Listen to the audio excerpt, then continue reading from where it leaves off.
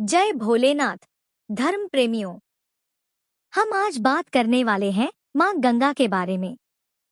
आगे बढ़ने से पहले मैं याद दिला दूं कि पिछली कहानी में माँ गंगा ने अपने 8 में से 7 पुत्रों को गंगा में प्रवाहित कर दी थी।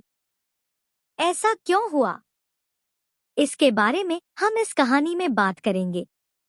अतः कहानी के अंत तक बने रहिए। सबसे पहले तो यह जानना बहुत जरूरी है कि गंगा क्या है, नदी या देवी? यदि नदी है तो फिर देवी कैसे, और यदि देवी है तो फिर नदी कैसे? दरअसल भारत में प्रत्येक नदी को देवी तुल्य माना गया है, क्योंकि उसी से संपूर्ण भारत में अन्य जल उत्पन्न होता है। वही है जो मानव जीवन को संभाले हुए है। नदी है तो जीवन है। निश्चित ही तब ऐसे में किसी नदी का नामकरण किसी देवी पर ही रखा जाना सर्वोत्तम है।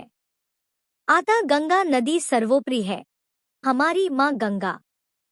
धर्म प्रेमियों, धार्मिक पौराणिक शास्त्रों के अनुसार माँ गंगा स्वर्ग लोक से शिवशंकर की जटाओं में वैशाख मास शुक्ल पक्ष की सप्तमी तिथि को पहुंची थी। इसलिए इस दिन को गंगा सप्तमी के रूप में मनाया जाता है। जिस दिन गंगा जी की उत्पत्ति हुई थी वह दिन गंगा जयंती वैशाख शुक्ल सप्तमी, और जिस दिन गंगा जी पृथ्वी पर अवतरित हुई थी वह दिन गंगा दशहरा, जो कि ज्येष्ठ शुक्ल दशमी के नाम से जाना जाता है। इस दिन माँ गंगा का पूजन किया जाता है। यह तो सभी जानते हैं कि भगवान राम के पूर्वज इक्ष्वाकु वंशी राजा भगीरथ के प्रयासों से ही गंगा नदी स्वर्ग से धरती पर आई थी। लेकिन गंगा को स्वर्ग से धरती पर लाने के लिए उन्हें तपस्या करनी पड़ी थी। उनकी तपस्या से प्रसन्न होकर ब्रह्मा ने कहा, दोस्तों, खुशी है कि आप सनातन धर्म में रुचि रखते हैं। कहानी पसंद आने पर एक लाइक अवश्य करें, और यदि आप इस चैनल पर नए हैं तो चैनल को सब्सक्राइब कर बेल आइकन को भी दबा दें, ताकि आगे भी आपको सनातन धर्म से जुड़ी जानकारी मिलती रहे। तो आइए शुरू करते हैं। ब्रह्मा ने कहा, राजन, तुम गंगा का पृथ्वी पर अवतरण तो चाहते हो, परंतु क्या तुमने पृथ्वी से पूछा है कि वह गंगा के भार तथा वेग को संभाल पाएगी? मेरा विचार है कि गंगा के वेग को संभालने की शक्ति केवल भगवान शिव में है। इसलिए यह अच्छा रहेगा कि भगवान शिव का अनुग्रह प्राप्त कर लिया जाए। महाराज भागीरथ ने भगवान शिव की तपस्या कर उन्हें प्रसन्न किया और गंगा के भार और वेग को अपनी जटाओं में संभालने की प्रार्थना की, जिसे वे स्वीकार कर लिए। पिछली कहानी में यह बताया हुआ है कि ब्रह्मा ने भगवान विष्णु के वामन अवतार के समय पैरों को आदर सहित धोया। उसी समय भगवान विष्णु के अंगूठे से गंगा प्रकट हुई थी।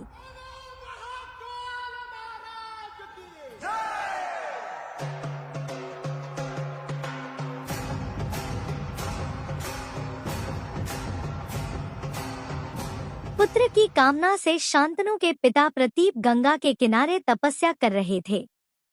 उनके तप, रूप और सौंदर्य पर मोहित होकर गंगा उनकी दाहिनी जंघा पर आकर बैठ गई और कहने लगी, राजन, मैं आपसे विवाह करना चाहती हूँ। मैं जहनु ऋषि की पुत्री गंगा हूँ। गंगे, तुम मेरी दाहिनी जंघा पर बैठी हो, जबकि पत्नी को तो वामांगी होना चाहिए। दाहिनी जंघा तो पुत्र का प्रतीक है, अतः मैं तुम्हें अपने पुत्र वधू के रूप में स्वीकार कर सकता हूँ। यह सुनकर गंगा वहां से चली गई। जब महाराज प्रतीप को पुत्र की प्राप्ति हुई तो उन्होंने उसका नाम शांतनु रखा। शांतनु ने अपने पिता प्रतीप की आज्ञा से गंगा के पास जाकर उनसे विवाह करने के लिए निवेदन किया।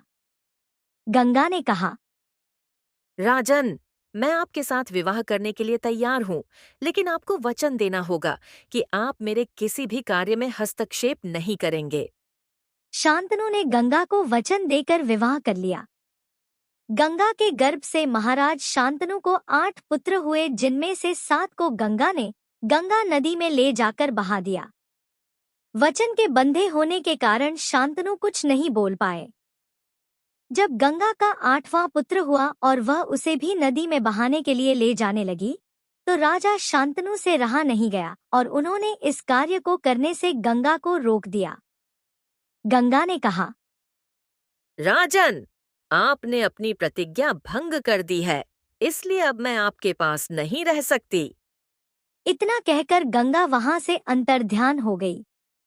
महाराजा शांतनु ने अपने उस पुत्र को पाला पोसा और उसका नाम देवव्रत रखा।